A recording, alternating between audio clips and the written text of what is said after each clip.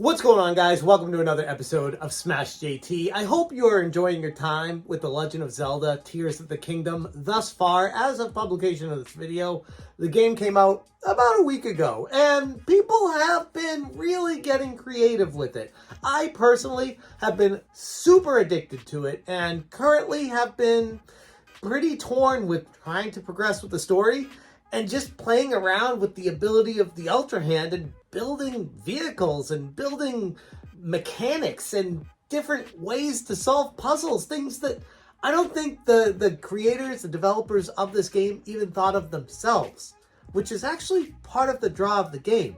Another draw of the game is people are doing what they want with it, and it's kind of leaning into the weird territory now.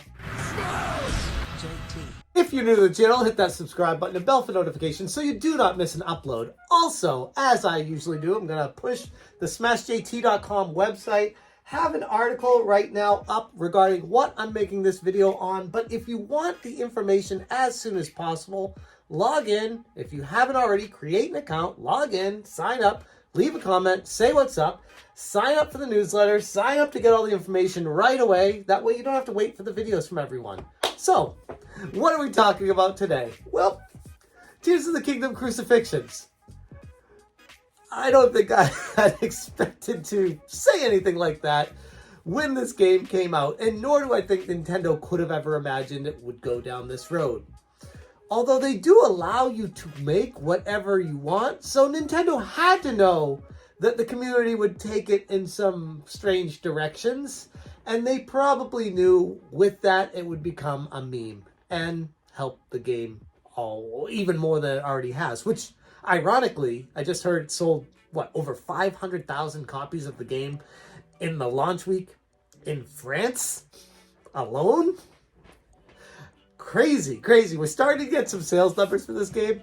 Holy crap, it's going to blow doors. I'm very interested to see just how many people bought this game, because when I load up and play it on my Switch and I look at my friends list, I scroll through pages and pages and pages. Everyone is playing this game all at the same time. It's pretty cool, actually. The last time I can remember this happening was the Super Mario Odyssey, and maybe a little bit with Breath of the Wild, but not nearly to the extent of Tears of the Kingdom. Anyways, so what are people doing right now? Well, they're making crucifixions of Koroks. And for those of you who don't know, if you've been living under a rock like a Korok, Koroks are little forest creatures that you help or you find or you figure out puzzles in The Legend of Zelda, Breath of the Wild, and in Tears of the Kingdom. And you just try to work to find them, to get the Korok seeds and progress and unlock some special nifty stuff. In this game, you reunite a lost Korok with his friend. Sometimes they get tired and they're separated, and you need to create a vehicle or a device and send them over to their friend to get rewarded. Some people are doing this in some, I guess, creative ways. I don't know. Here's the thing. With Nintendo, they were always so anti-religion, religious imagery, any connotations. I mean, I grew up in the 8-bit era when none of this stuff was allowed. They would make all these developers scrub their games from any information whatsoever referencing anything even close to religious or anything way too violent. It would be not allowed. But the new Nintendo, they're kind of like, we're a little bit more lax. We allow a little bit more. I don't think I could have ever imagined or envisioned it would get to this point. So people are making some pretty interesting things with the Ultrahand ability, and let's take a look at a couple of these here. The Korok crucifixions have begun. This one's a little over the top. They got the horse-drawn carriage with the Korok crucified riding through Hyrule.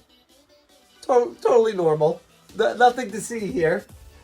And then we got a whole nother realm where it's not crucifixions anymore. Now we're getting into the, not Kerbal space program, but Korok space program, where people are now connecting their Koroks to rockets and launching them into the abyss.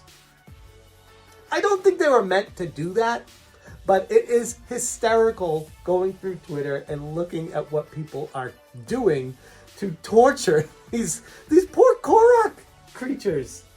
They're nice people. They're nice forest creatures. Why are we doing this?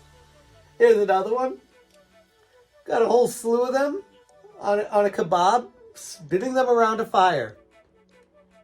I can't help but laugh. It's funny because it's not normal. It's not what you're supposed to do with them.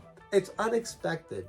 And that's something that I keep going back to with Tears of the Kingdom. It's like all this stuff that people are doing, not to mention the insane vehicles that people have made. I even did an article on Smash JT earlier today about a mech. Someone created a mech vehicle like that they can get into with the Ascend ability and control it and shoot at the enemies. It's like, what is the next thing someone's going to come up with the creativity and the ability to do basically whatever you want with this game? It's equal parts nerve-wracking and exciting, but either way, it's peculiar and it's interesting, and it's something that's going to keep drawing me back to see what the next thing that someone comes up with is. And to that point, I was actually talking to one of my buddies this morning about it. Like, I feel like this is just scratching the surface of the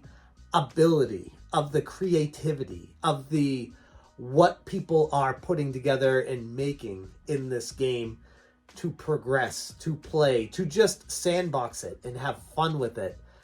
How is that going to progress further? And I was like, well, with DLC, Nintendo typically doesn't disappoint. And while this is a complete, full-fledged, AAA, $70+ title coming from Nintendo after tax, it makes you wonder, the DLC that inevitably will be coming, what is that going to include? And I keep thinking, well, they got these giant wheels, they got these big boards of wood and planks and all these things you can connect. What about bigger machinery? What about bigger, more advanced, getting into the realm of Minecraft stuff, but in the Hyrule world and building more advanced machines and just having a DLC focused on that, because this is what the community has embraced. This is what, me included, love most about Tears of the Kingdom. This is what made me fall in love with the game. I am like completely addicted to it because I can't wait till the next time I play it to be like, whoa, what am I going to build next? How is it going to work in conjunction with the enemies that I need to overcome next? And that's not even the point of the game. The point of the game is, to progress through the storyline and defeat Ganon or whatever it ends up being, because I haven't even scratched the surface with this game. And the point of the game is actually more what you want it to be. It's actually to have fun. And Nintendo, more than any game company out there, recognizes that fact. They remember the whole point of the game is to enjoy the experience, make it unique to yourself, defeat the bad guys, or complete the puzzles in ways that the developers couldn't even think of themselves, making it a truly personalized experience for each gamer. That's what's special about this game. That's why I love it. So yeah, there's going to be some weird stuff, some funny sidebar stuff, some risque stuff, some stuff that I'm kind of concerned about the mainstream media picking up on and running with and trying to get this game canceled because people are just having fun and doing what they want with the game that they purchased. But, that's life. We all know by now that's what we got to deal with it. So, hopefully that just blows over and we can go back to having fun the way we want to with this game. Anyways, that's my thoughts on my brief playing time with this. I think I'm only 6 hours into it? I don't even know. 7 hours into it? 8 hours into it? I haven't checked my time, but I barely have progressed because of just having so much fun building stuff and completing the puzzles and trying to find different ways to get different places. And that is the draw to this game for me. I'm going to leave it there. Thank you guys so much for watching. And as always, you stay smashing. So what do you think about Tears of the Kingdom? I love it.